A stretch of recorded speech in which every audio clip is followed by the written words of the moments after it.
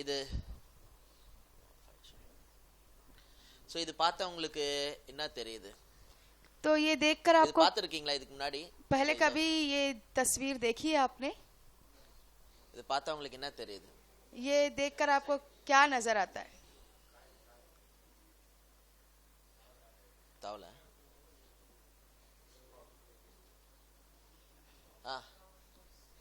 இது பார்த்துருக்கீங்களா Rufus brother? இது பார்த்துக்கலாம். தெரியுதா? என்ன தெரியுது brother? Pastor Sanjay, you are able to see this? வேற ஏதாவது தெரியுதா இதுல இருந்து? வேற ஏதாவது தெரியுதா? और कुछ नजर आ रहा है क्या? Horse. How many of you able to see the horse? कितने लोग इसमें घोड़ा देख पा रहे? 1 2 3. உங்களுக்கு தெரியுதா பாஸ்டர்? அதுல ஹார்ஸ் தெரியுதா உங்களுக்கு? தெரியல. உங்களுக்கு தெரியுதா பாஸ்டர் ஹார்ஸ்? தெரியல.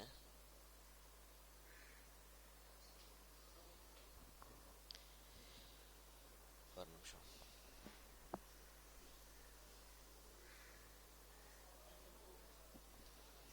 இப்ப தெரியுதா உங்களுக்கு ஹார்ஸ்? இப்ப தெரியுதா ஹார்ஸ்? अभी घोड़ा नजर आ रहा है? ஹார்ஸ் தெரியுதா? இப்படி பார்க்கும்போது எப்படி தெரியுது? இப்படி பார்த்தா தவளை தெரியுது, இப்படி பார்த்தா ஹார்ஸ் தெரியுது. இப்படி இருக்கும்போது கூட யாரெல்லாம் வேற ஆங்கிள் தலையிலே திருப்பி பார்க்குறீங்களோ அவங்களுக்கு என்ன தெரியும்? ஹார்ஸ் தெரியும். तो देखो इस पोजीशन में देखो तो जो है घोड़ा दिखता है और ऐसे देखो तो मेंढक दिखता है. अगर ऐसे पोजीशन में भी रखेंगे तो भी आप अगर अपना देखने का दृष्टिकोण बदलेंगे तो उसमें भी आपको घोड़ा नजर आएगा.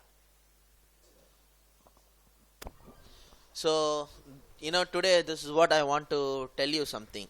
तो यही मैं आज आपसे कुछ कहना चाहता हूँ. We are going to learn some of the important things. हम जो है कुछ महत्वपूर्ण बातें सीखने वाले हैं. அதாவது ஒரு பொருள் எப்படி தெரியுதுன்றது நம்ம எந்த ஆங்கிள் இருந்து பார்க்கறோம்ன்றத பொறுத்து தான். यानी कि जो है हम कुछ चीज को कैसे देखते हैं या कैसे दिखता है ये जानने के लिए हम किस एंगल से देखते हैं वैसा वो दिखेगा. அது மட்டும் இல்ல, और उतना ही नहीं, இந்த ஆரம்பத்துல நான் ஒரு காரியம் சொல்றேன். और इस आरंभ में शुरू में एक बात कहना चाहता हूँ. இங்கிலீஷ்ல எப்படி சொல்லுவாங்க? और अंग्रेजी में ऐसे कहा जाता We है, are not seeing things as they are, we are seeing things as we are. अंग्रेजी में ऐसी कहावत है कि जैसे चीज है हम वैसे उसको नहीं देखते हैं, बल्कि हम उस चीज को ऐसे देखते हैं जैसे हम हैं उस चीज को वैसा देखते हैं. நல்லா கேட்டுங்க. अच्छी तरह सुन ले. ஒரு பொருள் அது இருக்கிற வண்ணமா நம்ம பார்க்கிறது இல்ல, அந்த பொருளை நாம் இருக்கிற வண்ணமா தான் பார்க்கிறோம். एक चीज को वो चीज कैसी है वैसे के वैसे हम नहीं देखते हैं, बल्कि हम कैसे हैं उस तरीके से उस चीज को हम देखते हैं. ஒரு எக்ஸாம்பிள், उदाहरण के लिए இப்போ தமிழ்நாட்டுல இருந்து வந்திருக்கீங்க. आप तमिलनाडु से आए हो.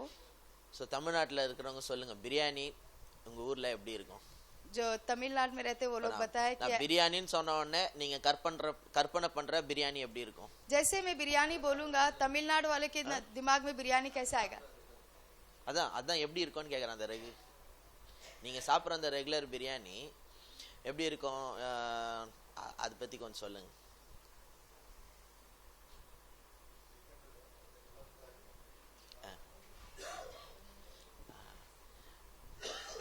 இங்க பாம்பேல இருக்கிறவங்க சொல்லுங்களேன், பிரியாணி இங்க எப்படி இருக்குதுன்ட்டு. தமிழ்நாட்டுல இருக்கிறவங்களுக்கு தெரியட்டும். और जो मुंबई में रहते हैं वो लोग बताए कि मुंबई की बिरयानी कैसी रहती है, ताकि फर्क पता चले तमिलनाडु वालों को कि उनकी बिरयानी क्या है. நான் கூட ரொம்ப நாளா தமிழ்நாட்டுல இருக்கும்போது நினைச்சேன் உலகம் முழுக்க பிரியாணினா இப்படிதான் இருக்கும் போல இருக்குதுன்னு நினைச்சிட்டு இருந்தேன். क्योंकि जब मैं तमिलनाडु में था तो मैं जो बिरयानी खाता था सोचता था बिरयानी शब्द एक ही है, सभी जगह वैसा ही बिरयानी होगा पूरी दुनिया में, ऐसे में सोचता था. சொல்லுங்களேன், பாம்பேல இருக்கவங்க சொல்லுங்க, யாராவது பிரியாணி எப்படி இருக்கீங்க? मुंबई के रहने वाले बताए कि मुंबई की बिरयानी कैसी रही.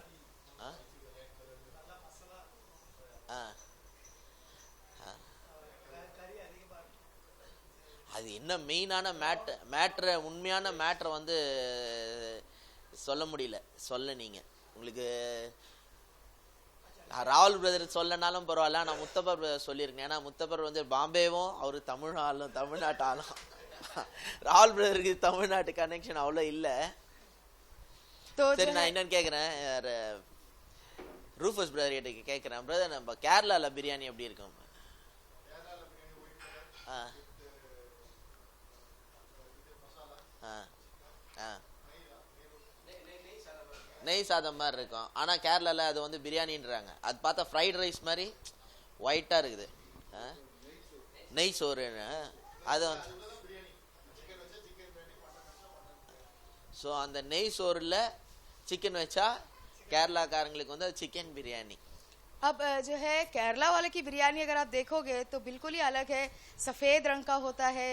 और जैसे तमिलनाडु में उसको घी चावल कहते हैं, वैसे चावल में बस थोड़ा मटन वटन रख देते हैं तो वो उनकी बिरयानी हो जाती ஸோ है। நீங்க கேரளால போயிட்டு तो अगर आप केरला में जाकर நீங்க பிரியாணி அப்படின்னு சொல்லும்போது आप बिरयानी ऐसे बोलोगे तो தமிழ்நாட்டு ஆட்கள் வந்து तमिलनाडु के लोग जो है ஆம்பூர் பிரியாணி மாதிரியோ தலப்பாக்கட்டு பிரியாணி மாதிரியோ திண்டுக்கல் பிரியாணியோ ஏதோ ஒன்று இமேஜின் பண்ணின்னு போய் கேட்குறாங்க. तमिलनाडु में रहने वाले जो है ऐसे बिरयानी की कल्पना करके वो केरला में जाकर बिरयानी खाने बैठते तो सोचते कि ऐसी कुछ बिरयानी आएगी।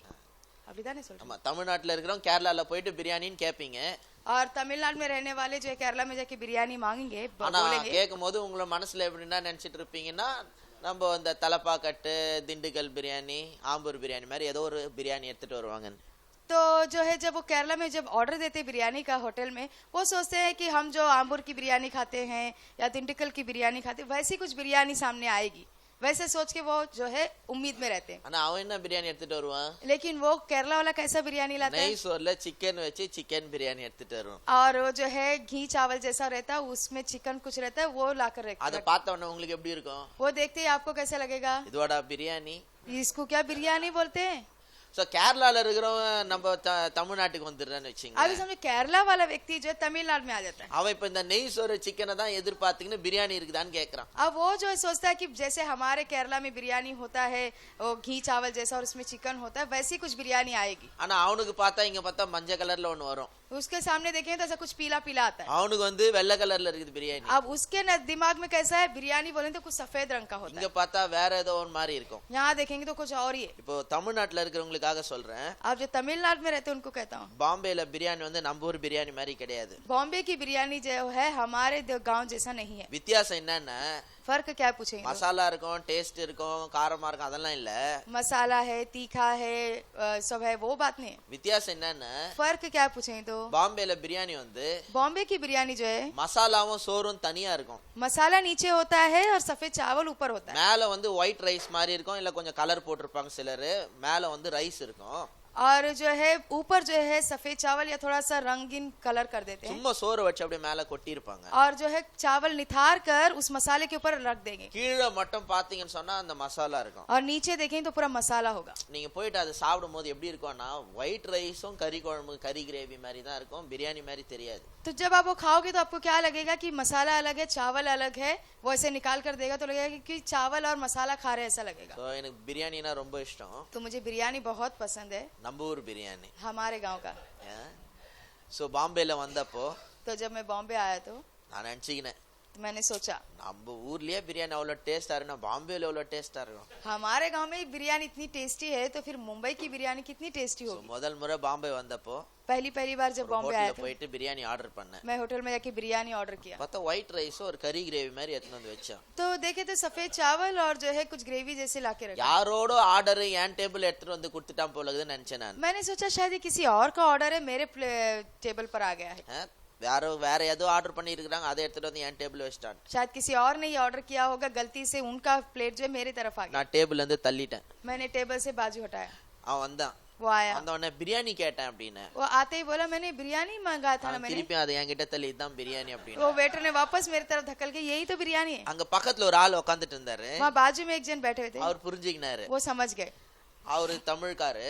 वो तमिल वाले थे। அவர் என்ன பார்த்து சொன்னார், தம்பி இங்க பிரியாணி இப்படிதான்ப்பா இருக்கும். वो कहने लगे कि भाई यहाँ की बिरयानी ऐसे ही होती है। எனக்கு ஒரே டிசப்பாயின்மெண்ட். मुझे बड़ी निराशा हो गई। என் ஃப்ரெண்டு கிட்ட போய் சொன்னேன், என்னையா உங்க ஊர்ல பிரியாணி ஒயிட் ரைஸும் கறி குழம்பு எடுத்துட்டு வந்து வச்சுட்டு பிரியாணின்றாங்களே. मैंने बोले क्या तुम्हारे शहर में ऐसी बिरयानी है, सफेद चावल और थोड़ा मसाला है उसे बिरयानी बोल रहे हैं।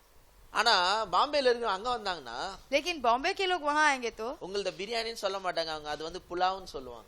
आप जो बिरयानी रखोगे तमिलनाडु वाले बोलेंगे ये बिरयानी नहीं ये तो पुलाव है. சோ நீங்க வந்து இந்த திண்டுக்கல் பிரியாணி, ஆம்பூர் பிரியாணி இதெல்லாம் பிரியாணின்னு சொன்னீங்கன்னா அவங்க சிரிப்பாங்க. இதுவா பிரியாணி, இது பிரியாணி இல்லையா, இது வந்து புலாவ்னுவாங்க. अगर आप दुंडीकल बिरयानी या जो आम्बूर बिरयानी जो कहते हो अगर वो उनके सामने रखेंगे तो बोलेंगे, वो हंसेंगे और बोलेंगे ये बिरयानी थोड़ी ये तो पुलाव है. சோ என்ன சொல்ல வரேன்னா, सो इन सारी बातों से मैं क्या कहना चाहता हूँ, இங்க தமிழ்நாட்டுல இருக்கிறவங்க இருக்கீங்க, यहाँ कुछ तमिलनाडु के लोग भी हैं, ஆந்திரால இருக்கிறவங்க இருக்கீங்க, आंध्रा के लोग भी हैं, அப்புறமா மகாராஷ்டிரால இருக்கிறவங்க இருக்கீங்க. फिर महाराष्ट्र के लोग भी हैं. நான் பிரியாணின்னு சொன்னா ஒருத்தர் கற்பனை பண்ணிக்கிறது வேற. मैं बिरयानी तो बोलूंगा लेकिन सब लोग अपनी अपनी जगह की बिरयानी की ख्याल में चले जाएंगे. நீங்க வேற பிரியாணி கற்பனை பண்ணிக்கிறீங்க, आप कोई बिरयानी की कल्पना करोगे, பாம்பேல இருக்கிறவங்க வேற பிரியாணி கற்பனை பண்றாங்க, बॉम्बे में रहने वाले बॉम्बे की बिरयानी की कल्पना करेंगे, கேரளால இருக்கிறவங்க வேற பிரியாணி கற்பனை பண்ணுவாங்க. और केरला में रहने वाले कुछ और बिरयानी की कल्पना அப்போ करेंगे. ஒரு பொருளை நம்ம எப்படி பாக்குறோம்னா, நம்ம இருக்கிற வண்ணமா தான் ஒரு பொருளை பாக்குறோமே தவிர அது இருக்கிற வண்ணமா பாக்குறது இல்ல. तो एक चीज को कैसे हम देख रहे हैं, बिरयानी बोलते ही हम कैसे हैं उस तरीके से हम उस बिरयानी को देख रहे हैं. हम कहाँ के हैं उस तरीके से. பிரெட் கூட நாட்டுக்கு வித்தியாசமா இருக்குது. यहाँ तक कि ब्रेड भी देख लो आप, हर एक देश में फर्क है, வித்தியாசமா இருக்கும் பிரெட். अलग अलग होता है. சோ நம்ம என்ன எப்படி இருக்கிறோமோ, எந்த ஊர்ல இருந்து வந்தோமோ அதை தான் நம்ம என்ன பண்ணிக்கிறோம், இமேஜின் பண்ணிக்கிறோம். तो हम कहाँ के हैं, हम कैसे माहौल में पले बड़े, उसी हिसाब से उस चीज को जो हमारे सामने रखा जाता है हम हमारे ख्यालों के हिसाब से उसको देखते हैं. இங்க பாம்பேல எல்லாம் கவர்மெண்ட் பஸ் வந்து பாத்தீங்கன்னா ரெட் கலர்ல இருக்கு. और इस मुंबई शहर का गवर्नमेंट बस देखेंगे तो लाल रंग का है. வேற ஊர்ல வேற கலர்ல இருக்கு. और दूसरे गांव में अलग अलग रंग का है. கவர்மெண்ட் பஸ் அப்படி நான் சொன்னேன்னா அவங்க ஊர்ல இருக்கிறத இமேஜின் பண்ணிக்கிறாங்க. अगर मैं गवर्नमेंट बस बोलते ही वो जहाँ के रहवासी है वहाँ के बस की कल्पना करें. சோ நம்ம ஒரு காரியத்தை இங்க கத்துக்கணும். तो एक बात हम यहाँ सीखना है, ஒரு பொருளை एक चीज को நாம் இருக்கிற வண்ணமா இல்ல, हम कैसे हैं वैसा नहीं, அது எப்படி இருக்குதோ அத அந்த வண்ணத்துல நம்ம பார்க்க கத்துக்கணும். वो सामने वो चीज कैसी है उस तरीके से ही उसको देखने सीखना है. எல்லாத்தையுமே நம்ம லெவல்ல வியாக்கியானம் பண்ணி கூடாது. सभी चीजें जो है हमारे हिसाब से हम व्याख्यान नहीं करना है. அது எப்படியோ அது நம்ம புரிஞ்சிக்க பார்க்கணும். वो कैसा है वो ऐसा हम समझने की कोशिश करना है. சோ நேத்து பார்த்ததுல இருந்து கொஞ்சம் சுருக்கமா சொல்லிட்டு மேல போலாம். तो कल जो हमने देखे थे वो मैं शॉर्ट में बताकर उसके आगे बढ़ेंगे हम. நேத்து பாஸ்டர் ஃபிலிக்ஸ் வந்து அட்டோன்மென்ட் பத்தி சொன்னார். और कल पास्टर फिलिक्स जो है पाप निवारण बलि के बारे में बताए. ஆரம்பிக்கிறதுக்கு முன்னாடி சொல்றேன், செல்போன்லாம் சைலண்ட் மோட்ல வச்சிருங்க. और शुरू करने से पहले मैं कहना चाहता हूँ कि सेल फोन सब साइलेंट मोड पर रखे कृपा कर. அதிகபட்சம் கால் அட்டெண்ட் பண்ணாத பாத்தீங்க, டீ பிரேக் கொடுப்போம், அதுல நீங்க கால் பண்ணிக்கலாம். और जितना हो सके जो है कॉल अटेंड ना करें, टी ब्रेक होगा यहाँ पर तभी जो है आप कॉल कर सकते हैं, आप ले सकते हैं. அப்படி ஒரு அது அர்ஜென்ட்னு சொன்னா நீங்க யாருக்கும் டிஸ்டர்ப் இல்லாம நீங்க மெதுவா போய் அட்டெண்ட் பண்ணீங்க. और अगर बहुत ही अर्जेंट है तो आप जो है बिना किसी को डिस्टर्ब करते हुए जो है कॉल अटेंड कर सकते हैं बाहर जाकर. நான் இந்த முக்கியமா ஒரு 4-5 காரியத்தை நான் சொல்லி கொடுக்கணும்னு நினைக்கிறேன். और खास करके 4-5 कार्य मैं तुम्हें सिखाना चाहता हूँ. இது மத்தியான செஷனுக்குள்ளே முடிச்சிட்டேன். நான் மினிஸ்ட்ரி ரிலேட்டடா சில காரியங்களை சொல்லி தரலான்னு பாக்குறேன். और ये अगर मैं फटाफट अभी खत्म कर देता हूँ तो दोपहर के बाद जो है मैं सेवकाई से संबंधित कुछ बातें फटाफट बताना चाहता हूँ.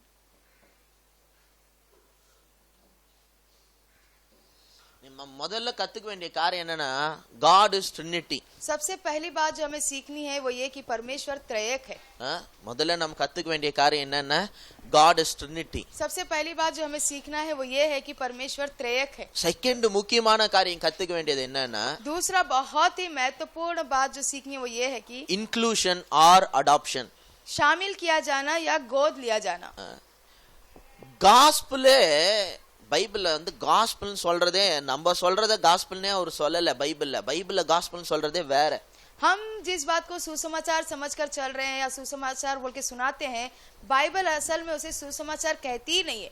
सुसमाचार तो कुछ और ही है. குட் நியூஸ் வந்து என்னன்னா, सुसमाचार क्या है पूछे तो இந்த தேவன் திரியேக தேவன் நம்மள அவரோட குடும்பத்துல சேர்த்திருக்கிறாரு. सुसमाचार क्या है पता है?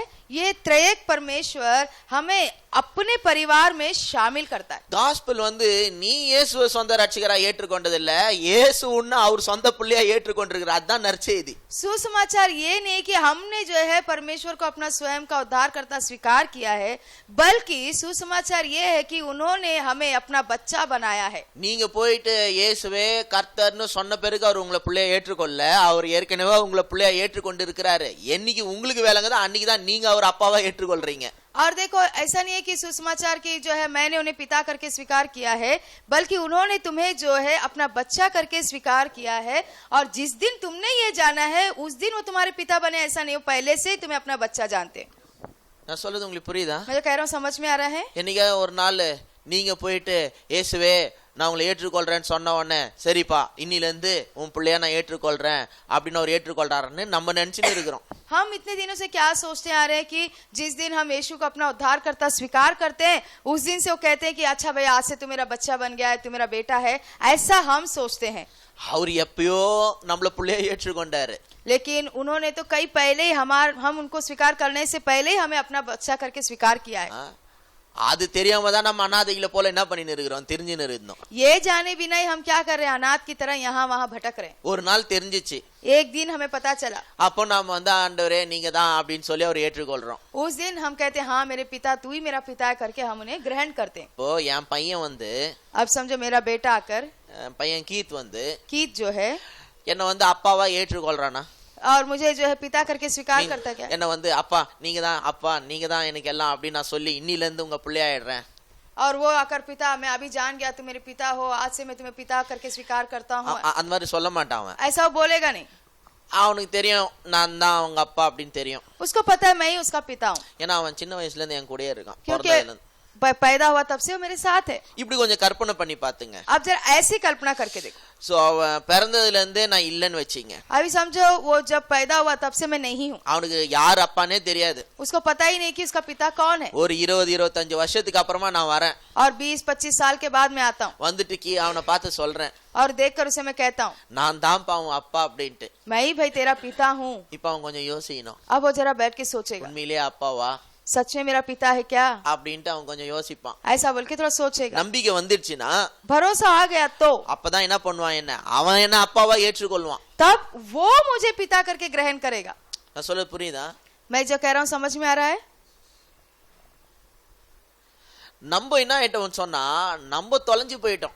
हमारा क्या पूछे तो हम भटक गए हैं. நம்ம அப்பா விட்டு தெரியாம எங்கேயோ போயிட்டோம். हम जो है पिता को जाने बिना कहीं भटक गए. ஆனா அவருக்கு நம்மள நல்லா தெரியும். लेकिन वो हमें अच्छी तरह जानते हैं. அவர் உங்களை எப்பவுமே பிள்ளையா தான் பாக்குறாரு. वो हमेशा आपको अपने बच्चा जैसा ही देखते हैं.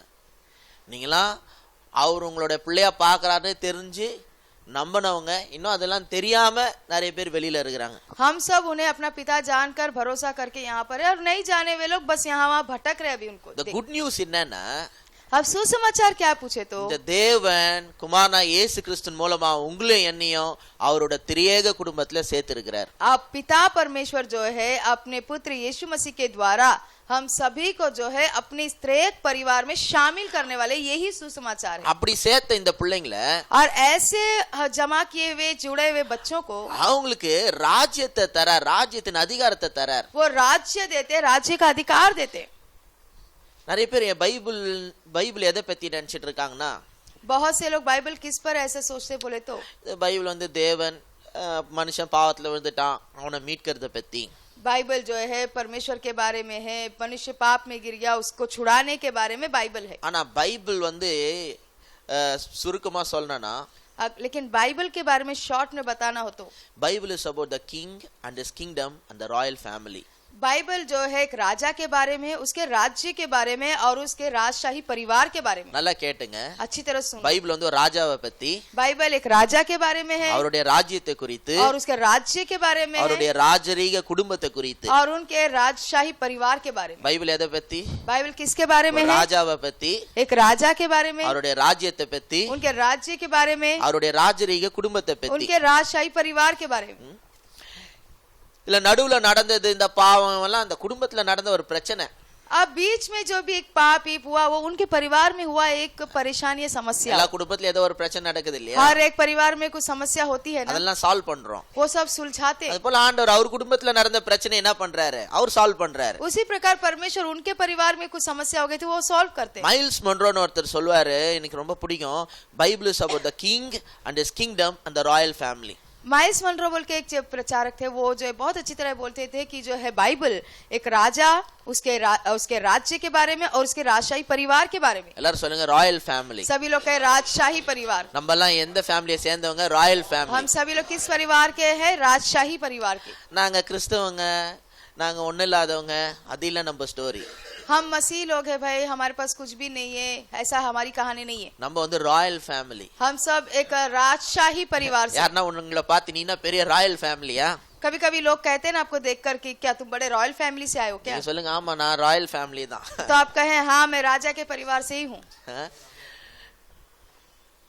அந்த அந்த குடும்பத்தினுடைய பிள்ளைகள் நம்ம हम उस परिवार के बच्चे हैं அவர் நம்மள பிள்ளைங்களா என்ன பண்ணிருக்காரு ஏற்றுக்கொண்டு இருக்கிறார் उन्होंने हमें अपना बच्चा स्वीकार किया है அது நீங்களும் நானும் தீர்மானிக்கல या आपने और मैंने जो फैसला नहीं लिया है நேத்து எபேசியர் 1ஆம் அதிகாரத்துல வாசித்தோம் कल हमने इफिसियों पहले अध्याय में देखे உலக தோற்றத்துக்கு முன்னாடியே ये संसार की सृष्टि करने से पहले ही அவர் உங்களை தெரிந்து கொண்டு उन्होंने तुम्हें चुना உங்க மேலதான் फोकस्ड அன்பு காட்டணும்ன்றத அவர் டிசைட் பண்ணி और तुम्हारे पर ही अपना प्रेम उंडेलने का एक ध्यान लगाकर கிறிஸ்து இயேசுவின் மூலமா உங்களை வந்து அங்க சேர்த்திருக்கிறார் मसीह यीशु के द्वारा तुम्हें उसमें शामिल किया है சோ இதுக்கு பேர் வந்து இன்க்ளூஷன் तो इसी को जो है शामिल किया जाना இது ये வந்து नाम ஒரு दिया சந்தோஷமான ஒரு செய்தி ये एक जो है बहुत ही खुशनुमा सुसमाचार ஆண்டவர் என்ன வந்து அவரோட குடும்பத்துல ஏற்றுக்கொண்டாரு परमेश्वर ने मुझे उनके परिवार में जो है शामिल किया है இப்ப பாருங்களேன் அது அவ்வளவு சந்தோஷமா இல்ல देखो ये जो इतनी खुशी नहीं दे रही है இப்போ அம்பானி வராரு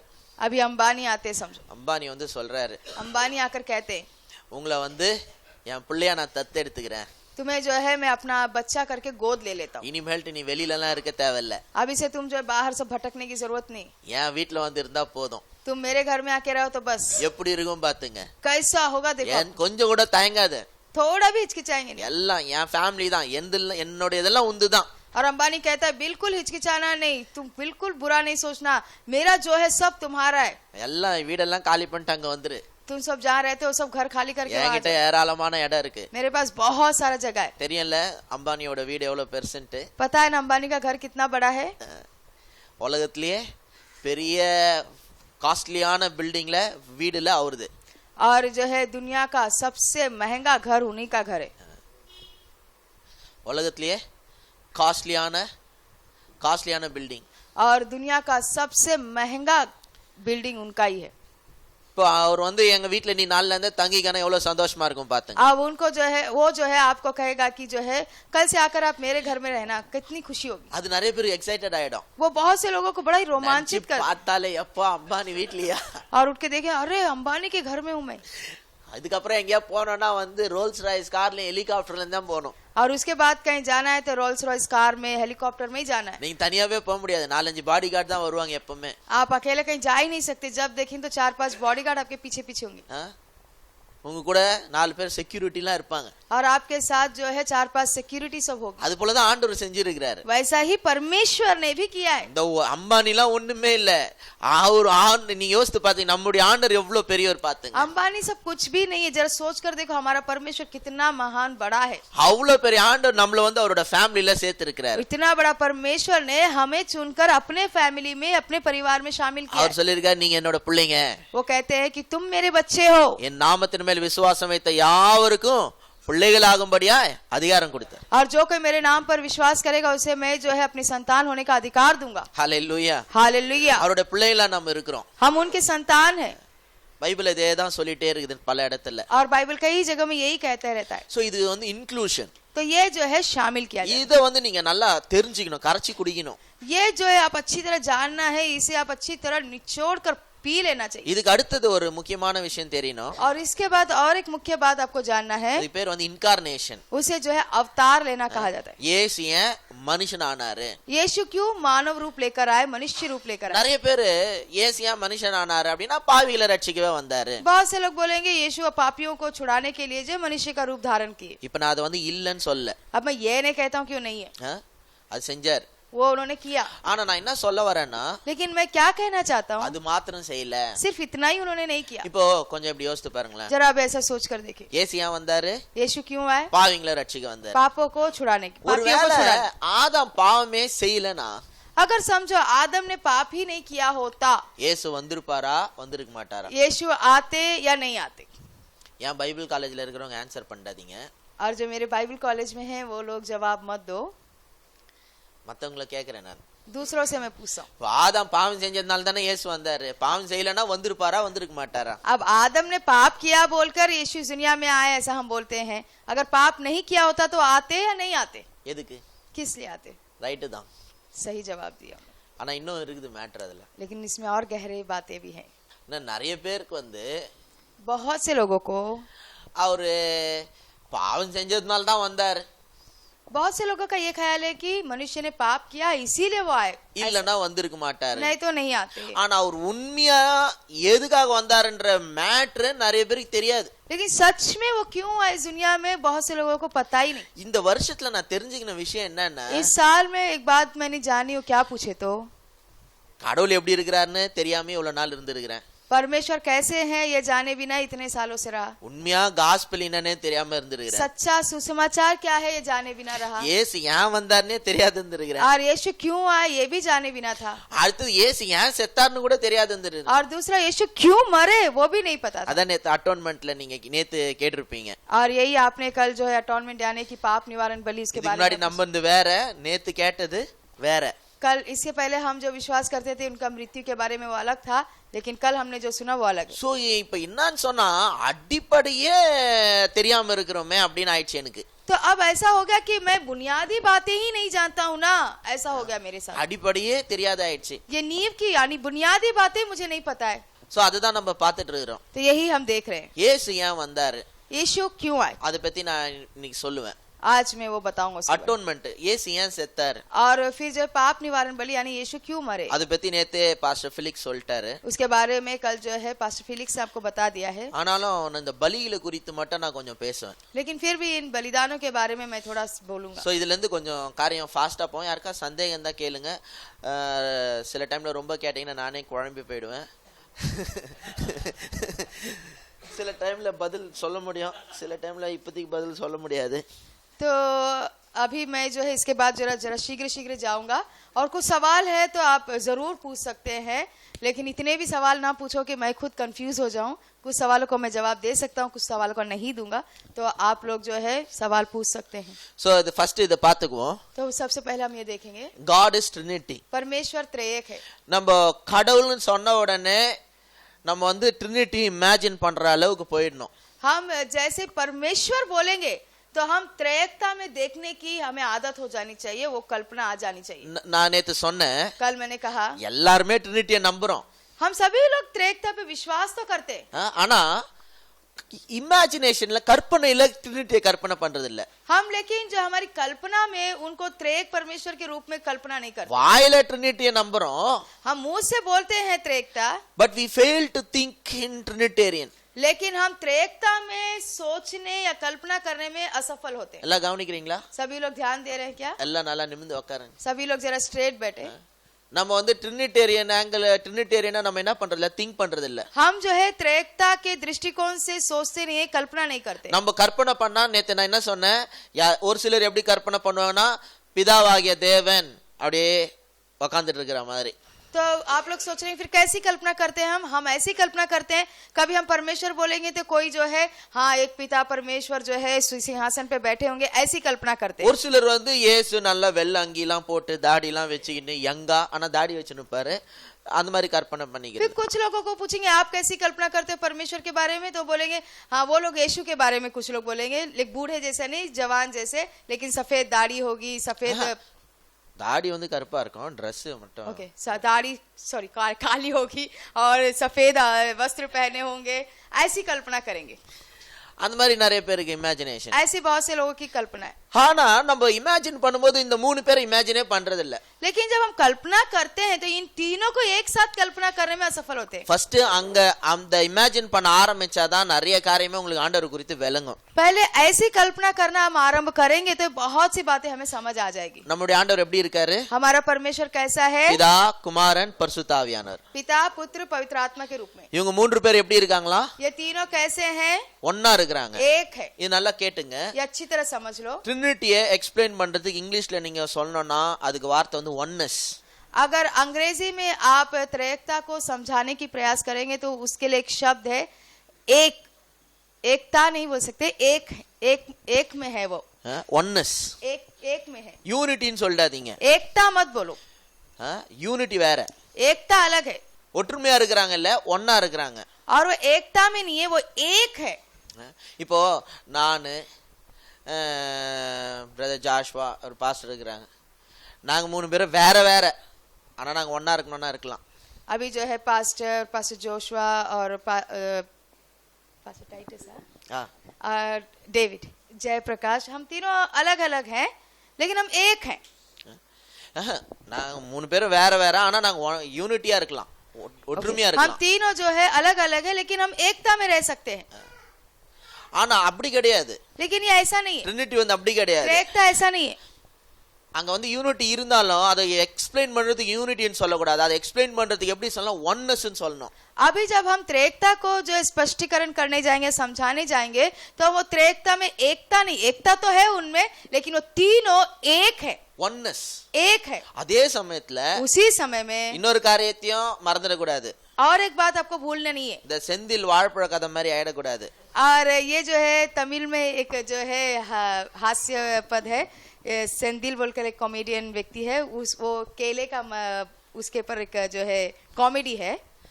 ரெண்டு வாழைப்பழம் வாங்கின சொன்னேன். वो व्यक्ति क्या करता है, 2 केले लेके आओ बोलते हैं उसको. ஒன்னு இங்க இருக்குது. वो तो सामने वाला बोलता है 2 केले मंगाए थे, एक यहाँ है, இன்னொன்னு எங்க, और एक कहाँ है. அதானே இது. तो सेंदिल बोलता है यही तो है वो. அந்த மாதிரி நீங்க இது என்ன சொல்லிட கூடாது. वैसा यहाँ नहीं बोलना है. எப்படின்னா कैसे पूछे तो இவரை நிக்க வச்சுட்டு, जैसे अभी इनको खड़ा करके, இவரு பிதா எங்கப்பா? अब पिता कहाँ है भाई? இவர் தாங்க. यही तो है भाई. ஏசு எங்க? यीशु कहाँ है? அவர் தாங்க இவரு. वही तो है ना ये. பரிசுத்த ஆவியானவர் எங்க? पवित्र आत्मा कहाँ है? அவர் தாங்க இவரு. वही तो है ना ये. ஏசுப்பா. यीशु कहाँ है? அவர் தாங்க இவரு. यही तो है. அப்படி சொல்ல கூடாது. ऐसा नहीं, एक मतलब ऐसा नहीं बोलना है. மூணு பேர் தனித்தனியா இருக்காங்க. तीनों अलग अलग हैं. ஒரே பழத்தை காமிச்சு அதாங்க இது, ஒன்னு வாங்கின அதான் இது, ரெண்டு எங்கன்னா அதான் இது, அப்படி கிடையாது. இது மூணு பேர் தனித்தனியா இருக்கிறாங்க, ஆனா தனித்தனியா இருந்தாலும் அவங்களுக்குள்ள ஒரு ஒன்னஸ் இருக்குது. अभी देखो जैसे कि वो जो है जोक में कैसा है कि वो व्यक्ति को बोलते 2 केले लेकर आओ, तो वो एक खा जाता है और एक ही लाकर देता है, तो सामने वाला बोलता है और एक कहाँ है, तो बोलते यही तो है वो, और एक कहाँ है, यही तो है वो. ऐसा वो मजाक नहीं बन जाना चाहिए. जब हम पूछेंगे त्रेकता में एकता है, एक है, ऐसा बोलेंगे, चाहे यीशु का है वही तो है वो, पवित्र आत्मा का है वही तो है, ये यीशु का है, पिता का है वही तो है, ऐसी कहानी नहीं होना चाहिए. तीनों अलग अलग है लेकिन उनमें वो तीनों अलग होते हुए भी एक है. ஒருத்தவங்க ஹோலி ஸ்பிரிட்டை பத்தி எப்படி தெரியுமா சொன்னாங்க? और एक जन ने पवित्र आत्मा के बारे में कैसे कहा है पता है? ஏசு, அதாவது யாராவது செத்துட்டாங்கன்னா ஆவிய சுத்தம் இல்லையா, அதனால ஏசு செத்துட்ட பிறகு ஆவிய சுத்தம் தான், அதான் ஹோலி. ऐसा कहते हैं ना कि जो है कोई मर जाता है तो उसकी आत्मा भटकती रहती है. तो एक जन ने पवित्र आत्मा के बारे में ऐसे कहा, यीशु मर गए ना, उसके बाद जो है पवित्र आत्मा उनकी आत्मा के जैसे भटक रही है, वो उनकी आत्मा है, वो पवित्र आत्मा. அந்த மாதிரி நினைச்சிட்டு இருக்காங்க. ऐसा सोच रहे कुछ लोग. ஏசு செத்துட்ட பிறகு தானே வராரு, क्योंकि यीशु मरने के बाद ही ना आते हैं. அதனால என்ன ஆச்சுன்னா, ஏசு செத்துட்டாரு, அவரோட ஆவி, அவர் இப்ப ஆவிய சுத்தின்னு இருக்கிறாரு ஏசு. तो एक जन ने पवित्र आत्मा के बारे में ऐसे बोला कि यीशु मर गए ना, और वो मरने के बाद भी आए, कुछ दिन रहे, तो वो उनकी आत्मा है, ये पवित्र आत्मा उनकी आत्मा भटक நிறைய रही பேர் है. ட்ரினிட்டியை நம்புறாங்க, ஆனா எந்த மாதிரி ட்ரினிட்டியை நம்புறாங்கன்னு தெரியல. ஒருத்தர போய் நோண்டி கேட்டீங்கன்னா தான் தெரியும். और बहुत से लोग त्रेकता भी विश्वास करते हैं पिता पुत्र पवित्र आत्मा पर, लेकिन आपका विश्वास क्या है इसके बारे में पूछें तो सब अलग अलग कहानी बताएंगे. ஆனா நான் உங்களுக்கு சொல்றேன், लेकिन मैं आपसे कहता हूँ இவங்க வந்து 3 நபரா இருக்கிறாங்க, ये 3 अलग अलग है ஆனாலும் அவங்க ஒன்னா இருக்கிறாங்க. लेकिन फिर भी वो एक है. இங்கதான் வந்து இந்த இந்த முஸ்லீம் ஆட்களுக்கெல்லாம் கோவம் வருது. यहीं पर मुस्लिम लोगों को गुस्सा आता है. அது எப்படியா 3 1ன்ற? ये कैसा तुम बोल सकते 3 1 तीनों एक हैं? இங்க தான் நம்ம சொல்றோம் இதெல்லாம் நம்மளுக்கு புரியாது. यहीं पर तब हम जवाब देते हैं ये सब हमें समझ नहीं आएगा. இத தான் நம்ம புரியாதுன்றோம். यही हम बोलते हैं कि ये हमारी समझ के परे है. ஒருத்தர் கேக்குறாரு இங்கிலீஷ் லாங்குவேஜ் பிரகாரம், और एक जन जो है पूछ रहे अंग्रेजी भाषा के हिसाब से, பிதா ஒரு நபர்ன்றீங்க, पिता एक व्यक्ति बोलते हैं, குமாரன் ஒரு நபர்ன்றீங்க, और पुत्र को भी एक व्यक्ति बोलते हैं, பரிசுத்தாவியான ஒரு நபர்ன்றீங்க, और पवित्र आत्मा को भी एक व्यक्ति बोलते हो. 3 நபர் அப்புறம் எப்படியா ஒரு கடவுள்ன்றீங்க? 3 अलग अलग व्यक्ति, फिर कैसे आप कहते हो कि एक परमेश्वर? அதுதான் எனக்கு இங்கிலீஷ் பிரகாரம் பார்த்தா, கிராமர் பிரகாரம் பார்த்தா நீ சொல்ற ரைட்டு தான். हाँ, तुम जो है इंग्लिश अंग्रेजी के व्याकरण यानी ग्रामर के हिसाब से बोल रहे थे, आप पूछ रहे तो सही है. ஆனா வந்துட்டு எனக்கு இங்க கிராமர்லாம் ஒர்க் அவுட் ஆகுதான்னு தெரியல. लेकिन यहाँ पर सब व्याकरण यानी ग्रामर सब काम करेगा क्या पता नहीं. அவங்க 3 பேரும் ஒண்ணா இருக்கிறாங்க. वो तीनों एक है. அவங்க 3 பேர் ஒண்ணா இருக்கிறதுனால தான் என்ன சொன்னாங்க, திருமணத்துல 2 பேரையும் கொண்டு வந்து கணவன் மனைவியும் கொண்டு வந்து this two shall become one. वो 3 एक है, इसी वजह से उन्होंने जो है शादी विवाह में पति पत्नी ये दोनों जब शादी विवाह करेंगे तो 2 एक देह हो जाएंगे, वो मानते हैं. இந்த 2 பேர் என்ன ஆயிடுறாங்களா, ஒரே மாம்சம் ஆயிடுறாங்க. ये दोनों एक देह हो जाएंगे. 2 பேரும் அப்படியே ஒட்டிக்கிறாங்களா? दोनों चिपक जाते क्या? 2 பேரும் தனித்தனியா இருக்கிறாங்க. दोनों भी अलग अलग ही है. இது வாழ்ப்பழ கதை மாதிரியா? तो ये उस केले की कहानी जैसा है क्या? ஒன்னு இங்க இருக்குது, இன்னொன்னு எங்க? एक यहाँ है और एक कहाँ है? அதாங்க இது. वही तो है भैया. இல்ல, नहीं, ரெண்டும் அங்க இருக்குது. वो दोनों वहीं पर है. ஒன்னு இங்க இருக்குது, यहाँ एक है இன்னொன்னு எங்கன்னா நம்மளால காட்ட முடியும். और एक कहाँ पूछे तो हम वो भी दिखा. ஆனா இவங்க 2 பேரும் என்னவா இருக்கிறாங்களா, ஒன்றா இருக்கிறாங்களா. लेकिन ये 2 होते हुए भी कैसे हैं? एक है. 2 shall become one. 2 क्या हो जाएंगे? एक हो जाएंगे. அவங்க 3 பேர் ஒண்ணா இருக்கிறதுனால நம்ம 2 பேரும் ஒண்ணா இருக்க முடியும்னு நினைச்சிருக்காங்க. वो तीनों एक हो सकते हैं, तो उन्होंने सोचा कि ये 2 भी विवाह में एक हो सकते हैं. 2 shall become one. 2 जन एक हो जाएंगे. இது யாரா எக்ஸ்பிளைன் பண்ண முடியுமா? अब ये कोई समझा सकता है அது क्या? எப்படிங்க 2 பேரும் ஒண்ணா இருக்கிறாங்க? वो कैसा पति पत्नी एक हो जाएंगे ஒரே மாம்சமா இருக்கிறாங்கன்னு வேற சொல்லு. और वो भी एक देह हो जाएंगे. बोलते. எப்படின்னு தெரியாது, ஆனா இருக்காங்க. कैसे बोलेंगे तो पता नहीं, लेकिन है. கணவன் மனைவி என்னவா இருக்கிறாங்க, ஒரே மாம்சமா இருக்காங்க. 2 shall become one. पति पत्नी कैसे हैं? 2 अलग देह है, लेकिन विवाह के बाद क्या हो जाते हैं? एक देह हो जाते. சோ இந்த ட்ரினிட்டில நம்ம முக்கியமா தெரிஞ்சுக்க வேண்டிய காரியம் என்னன்னா, तो इस त्रिएकता में एक बहुत ही महत्वपूर्ण बात जो हमें समझनी वो ये है, இவர் வந்து ஒரு ஜாய்ஃபுல் ரிலேஷன்ஷிப்ல இருக்காரு. ये एक बहुत ही आनंदमय संबंध में है. எப்படிப்பட்ட ரிலேஷன்ஷிப்ல? कैसे एक संबंध में है? இவங்க 3 பேருக்குள்ள ஒரு ஜாய்ஃபுல் ரிலேஷன்ஷிப் இருக்கு. इन तीनों के अंदर एक बहुत ही अच्छा आनंदमय संबंध है. ஆண்டவர் தனியா போரிங்கா உட்கார்ந்து யோசிச்சுட்டு இல்ல, और ये परमेश्वर अकेले बैठ के जो बहुत कंटाल करके सोचते पड़े नहीं है. இவங்க 3 பேருக்குள்ள என்ன இருக்குது, ஒரு ஃபெலோஷிப் இருக்கு. इन तीनों के अंदर कैसा है? एक सहभागिता है. 3 பேருக்குள்ள என்ன இருக்குது, ஃபெலோஷிப் இருக்கு. इन तीनों के अंदर क्या है? एक सहभागिता है. நான் சொல்றேன், நம்ம ஆண்டவருக்கு ஃபெலோஷிப் ரொம்ப பிடிக்கும். मैं बताना चाहता हूँ हमारे परमेश्वर को ऐसे सहभागिता करना बहुत पसंद है. Where 2 or 3 are gathered in my name, I will be there in their midst. और कहा गया है बाइबल में कि जहाँ 2 या 3 जन मेरे नाम से इकट्ठे होते हैं, मैं वहां पर होता हूँ उनके बीच. யாராவது 2 பேர் ஃபெலோஷிப் பண்ணீங்கன்னா நானும் வந்து ஜாயின் பண்ணிக்கிறேன்றாரு. और कोई 2 जन जो है सहभागिता कर रहे तो मैं भी आके जुड़ जाऊंगा कहते. ஆண்டவருக்கு ஃபெலோஷிப் ரொம்ப பிடிக்கும். परमेश्वर को सहभागिता बहुत पसंद. அவர் ஒரு ஃபெலோஷிப்ல இருக்கார். वो एक सहभागिता में है. இவங்களுக்குள்ள என்ன இல்ல, யார் பெரிய ஆளுன்ற ஈகோவே கிடையாது. इन तीनों के अंदर कोई जो अभिमान नहीं है कि मैं बड़ा हूँ तुम बड़े हो, ऐसा है ही नहीं. நேத்து இதுவும் சொன்னேன், कल ये भी मैंने कहा. பிதா குமாரன் பரிசுத்தாவியான இப்படி பார்க்க கூடாது. कल मैंने बताया कि श्रृंखला ऐसी नहीं रखने की पिता है, ये पुत्र है, पवित्र आत्मा, ऐसे नहीं देखना है. नंबर 1 फादर, सबसे पहले पिता, नंबर 2 सन, दूसरे नंबर पे पुत्र, नंबर 3 तीसरे होली नंबर पर स्पिरिट. पवित्र आत्मा. அப்படி பார்க்க கூடாது. ऐसे नहीं देखना है. ஃபாதர், पिता, சன், पुत्र, ஹோலி ஸ்பிரிட், पवित्र आत्मा, 3 பேருமே என்னது, ஈக்குவல். ये तीनों कैसे हैं? एक समान है. ஃபாதர், சன், ஹோலி ஸ்பிரிட் என்னது, ஈக்குவல். पिता, पुत्र, पवित्र आत्मा क्या है? एक समान है. ஜீசஸ் வந்து ஃபாதரோட ஈக்குவல். और यीशु जो है पिता के एक बराबर है. இவங்க 3 பேருமே ஈக்குவல் தான். ये तीनों भी एक समान है. அதுதான் பிலிப்பியர் 2ஆம் அதிகாரத்துல சொல்லப்பட்டிருக்கு. और यही फिलिपियो 2 अध्याय में कहा गया இயேசு குறித்து, यीशु के बारे में. அவர் தேவனுக்கு சமமாய் இருந்தாலும் वो परमेश्वर के बराबरी के है तो भी அதை கொள்ளையாடின பொருளை எண்ணாமல் उसे लूटने की वस्तु न जानते हुए தன்னை தானே தாழ்த்தி अपने आप को इतना नम्र किया அடிமையின் ரூபம் எடுத்தார். कि अपने आप को उन्होंने जो दास का रूप धारण किया. நான் சொல்றது புரியுதா? मैं जो कह रहा समझ में आ रहा है? இந்த ஈக்குவலா இருக்கும்போது தான் தாழ்த்த முடியும். जब हम बराबरी में होते हैं तो ही हम जो है अपने आप को नम्र कर सकते हैं. நான் சொல்றது புரியுதா? मैं जो कह रहा हूँ समझ में आ रहा है?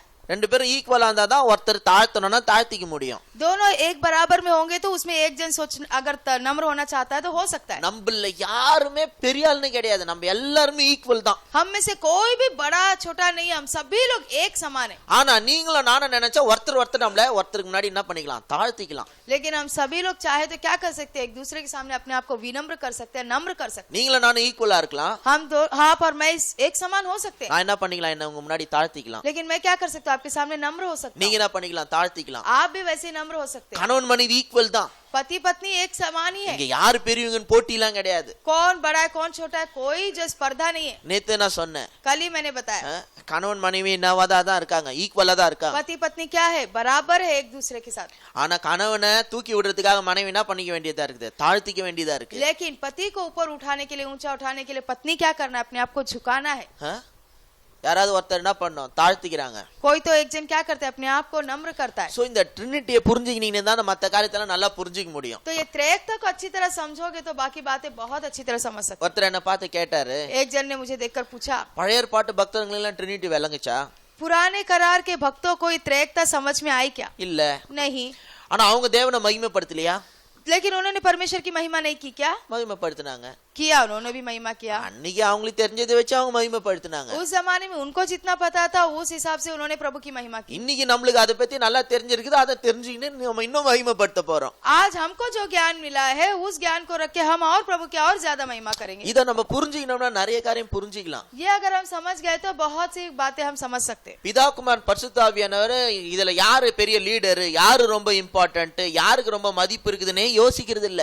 पिता पुत्र पवित्र आत्मा में कौन बड़ा लीडर है, कौन बहुत बड़ा है, कौन बहुत छोटा है, ये सब सोच उनको है ही नहीं. பிதா குமாரனை பத்தியும் குமாரன் பிதாவை பத்தியும் ஒருத்தரே பத்தி தான் நினைச்சிட்டு இருக்காங்க. पिता पुत्र के बारे में, पुत्र पिता के बारे में, पुत्र पिता पवित्र आत्मा के, सब एक दूसरे के बारे में ही सोचते रहते. They are other centered. वे तीनों भी जो है एक दूसरे के बारे में सोचने வார்த்தை वाले. நீங்க எழுதி வச்சீங்க.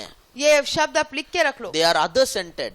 वे लोग जो है दूसरों की चिंता They are कर not self centered. वो जो है स्व केंद्रित नहीं है.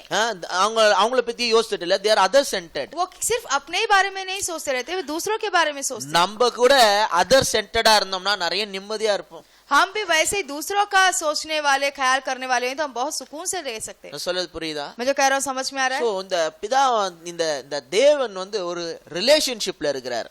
तो ये जो है पिता या जो परमेश्वर जो है एक संबंध में है. இந்த ட்ரினிட்டியை நம்ம பார்க்கும்போது நம்மளுக்கு என்ன தெரியுதுன்னா, ये त्रिएकता जब हम देखते हैं तो हमें क्या समझ में आता है? God is basically is in a relationship. परमेश्वर जो बुनियादी तौर पर संबंध वाला परमेश्वर है. அவர் என்ன இல்ல, தனியா இல்ல. वो अकेले नहीं है. அதனால தான் என்ன சொன்னாரு, மனுஷன் தனியா இருப்பது நல்லதல்ல. इसीलिए उन्होंने क्या कहा कि मनुष्य का अकेला रहना अच्छा नहीं है. It is not good for a man to be alone. ये मनुष्य के लिए अच्छा नहीं है कि वो अकेला रहे. சோ இதுதான் முதல்ல நம்ம புரிஞ்சிக்க வேண்டிய ஒரு காரியம். तो यही जो है सबसे पहले हमें समझना है. ஆனா लेकिन நேத்து நான் சொன்னேன், कल मैंने कहा இப்ப நம்ம ரெண்டாவது பாக்குறது வந்து இப்படியே சொல்லலாம், அடாப்ஷன் और इंक्लूशन. तो पहला हमने जो देखा इसमें 4 बातें हैं. तो सबसे पहला हमने देखा परमेश्वर त्रयक है, कैसे है परमेश्वर 3 में है. दूसरा उसको हम टॉपिक दे सकते हैं अडॉप्शन, यानी कि जो है गोद लेना या शामिल किया जाना. இந்த இன்க்ளூஷன் ஆண்டவரோட டிசைர் என்னன்னு நல்லா பாத்துங்க. और इस शामिल किए जाने में या गोद लेने में परमेश्वर की इच्छा क्या है देख लो अच्छी तरह. இதுக்குள்ள உங்களை என்னையும் கொண்டு வரணும்ன்றது தான் அவரோட விருப்பம். इस परिवार के अंदर, इसके अंदर हमें और आपको लेकर आना, ये ही परमेश्वर की चाहत है. இந்த போர்டுல பாக்குறீங்களா கொஞ்சம்? सभी लोग बोर्ड में देख रहे हो क्या? எங்க? कहाँ पर? இதுக்குள்ள வந்து உங்களை கொண்டு வரணும். ये वो लोग हैं तीनों, और इस परिवार के अंदर ये हम है, हमको वो लाना चाहते हैं. समझ में आ रहा है? இதுக்குள்ள கொண்டு வரணும். इसके अंदर हमें लाना है. ஏன் கொண்டு வரணும்னா, क्यों लाना है? இவங்களுக்கு வந்துட்டு इनको जो है அவங்க கிட்ட இருக்கிறது எல்லாத்தையும் நம்ம கிட்டயும் ஷேர் பண்ணணும்னு ஆசை. इन तीनों की आस क्या है कि इनके पास जो कुछ है वो सब कुछ जो है हमारे साथ भी वो बांटे, साझा करे, ये उनकी चाहत है. அவங்களுடைய ஃபெலோஷிப்ல இன்க்ளூட் பண்ணணும்னு ஆசை. उनकी सहभागिता में हमें शामिल करने की उनकी आस है. 1 கொரிந்தியர் 1ஆம் அதிகாரம், पहला कुरिन्थियों पहला अध्याय, 1 கொரிந்தியர் 1ஆம் அதிகாரத்துல पहला कुरिन्थियों पहले अध्याय में 9வது வசனம் எடுங்களேன். 9वां वचन हम निकालेंगे. யாராவது வாசிங்க. कोई पढ़े. 1 கொரிந்தியர் 1ஆம் அதிகாரம் 9வது வசனம். पहला कुरिन्थियों पहला अध्याय 9वां वचन. என்ன எதுல என்னவா இருக்கிறதுக்கு அழைத்த தேவன் உண்மை உள்ளவரா? मैं पढ़ती हूँ। परमेश्वर सच्चा है जिसने तुमको अपने पुत्र हमारे प्रभु यीशु मसीह की संगति में बुलाया है। किसमें परमेश्वर सच्चा है? हमें यीशु मसीह की संगति में बुलाने में वो सच्चा है। எதுக்கு அழைச்சிருக்கிறாரா? किस लिए वो बुलाए हैं? ஃபெலோஷிப் के, संगति के लिए, सहभागिता के लिए। யார் கூட ஃபெலோஷிப்? किसके साथ संगति है? அவரோட ஃபெலோஷிப், उनकी संगति में। அவங்களுக்குள்ள ஏற்கனவே நடக்கிற அந்த ஃபெலோஷிப்ல और उनके अंदर चलने वाली संगति में எதற்கு இன்க்ளூட் பண்ண விரும்புறாங்களா? அந்த ஃபெலோஷிப்ல இன்க்ளூட் பண்றாங்களாம். और किस में वो हमें जो है शामिल करेंगे? उस संगति में, उस सहभागिता में। சோ இதெல்லாம் நான் சொல்றேன் என் கற்பனை கதை கிடையாது. तो जो भी मैं कह रहा हूँ सहभागिता सहभागिता सब मेरी काल्पनिक कथा नहीं है। ட்ரினிட்டி இருக்குது, பைபிள் இருக்கு, நம்புறீங்க. ये विश्वास करते बाइबल से कि जो त्रैकता है। இப்போ இங்க பைபிள்ல போட்டுருக்குது, अब यह बाइबल में लिखा गया है பிதாவாகிய தேவன் எதுக்கு உண்மை உள்ளவரா இருக்கிறாராம்? परमेश्वर किस बात में सच्चे हैं? அவருடைய குமாரனை அனுப்பி நம்மள அந்த ஃபெலோஷிப்ல கொண்டு போய் சேர்க்கிறதுக்குறாராம். अपने बेटे को भेजकर, यीशु को भेजकर हम सभी को क्या करना है? इस संगति में ले जाने के लिए वो सच्चे परमेश्वर है। வாங்கப்பா என் ஃபெலோஷிப்ல சேர்ந்துங்க. वो कहते हैं आओ भाई हमारी संगति में, सहभागिता में आ जाओ। நாங்க இங்க எங்க ஃபெலோஷிப்ல வந்து சேர்ந்து பாருங்க, இங்க எவ்வளவு ஜாலியா இருக்குது எல்லாம் நீங்க பாப்பீங்க. इस संगति में आकर देखो तुम कितना यहाँ आनंद है, उसमें तुम भी भाग ले सकते हो। இந்த ஃபெலோஷிப்ல இருக்கிற அன்பு பாருங்க. इस संगति में जो प्रेम है वो देखो। இங்க வந்து சுயநலம் இல்லாத ஒரு அன்பு இருக்குதுங்க. यहाँ पर बिना कोई स्वार्थ का प्रेम है। உலகத்துல விவரிக்க முடியாத ஒரு அன்பு இருக்குது. ऐसा प्रेम जो आप कभी बयान नहीं कर सकते, वैसा प्रेम वहाँ है। பைபிள் உங்களுக்கு ஒரு வேலை கொடுத்திருக்குது. और बाइबल में आपको एक काम दिया गया है। எபேசியர் புத்தகத்துல இருக்குது. इफिसियों की पुस्तक में है। நான் எந்த அதிகாரம், 2ஆம் அதிகாரத்திலயா 3ஆம் அதிகாரத்திலயா ஞாபகம் வரல. और दूसरे अध्याय में या तीसरे अध्याय में அவருடைய அளவு கற்ற அன்பை நாம் புரிந்து கொள்றதுல வல்லவர்கள் ஆகும்படி அவருடைய அன்பின் அகலம் ஆழம் உயரம் என்னதென்று 3ஆம் அதிகாரமா